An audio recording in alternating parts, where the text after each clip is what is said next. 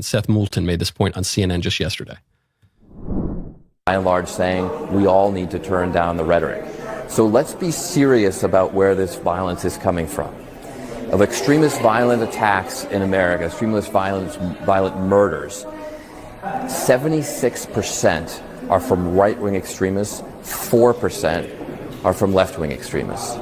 I condemn that 4%, but we also need to be honest about, as a nation, about where this violence is coming from. And oh, by the way, it's probably an appropriate time to talk about guns, too. You hear a lot of conservatives saying, hey, the only thing we need to do here is get more guns on the street. No, babe. That's not going to solve this problem. That's going to make it worse. So disgusting, just like virtually all of the left-wing media reaction and increasingly congressional reaction to this. Listen to the snark. He says, the vast majority of political violence in the United States is right-wing. 4% of it is left-wing. And I condemn that 4%. And we need to talk about guns.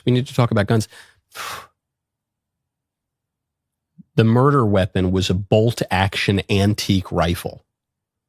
What do you mean talk about guns? So we need to ban AR-15s. It was a bolt-action vintage hunting rifle. That would be the last gun in the country that you would ban. Unless you say, we need to repeal the Second Amendment. That's the only thing you could do. The only thing you could do, which still would not work, is overturn the Second Amendment. Because the absolute most basic protected gun in any country that permits any guns at all would be the sort of antique bolt-action rifle that was used in the murder of Charlie Kirk. So is that what you're saying, Seth Moulton? We need to completely get rid of the Second Amendment, completely overturn it, and then go door to door around the country, in a country that has more guns than people, and confiscate every single gun, including antique family heirlooms. Is that what you're saying? Maybe that is what he's saying. He doesn't have the guts to say it. He might not have the intelligence to realize that that is the implication of his random verbal ejaculations. But is he going to let him say it then? Let him say it. And then let's just say that he could convince people that it was a good idea to repeal the 22nd Amendment. Sorry, the Second Amendment. And let's just say that he convinced people that it was a good idea to go door to door and confiscate every single gun in America.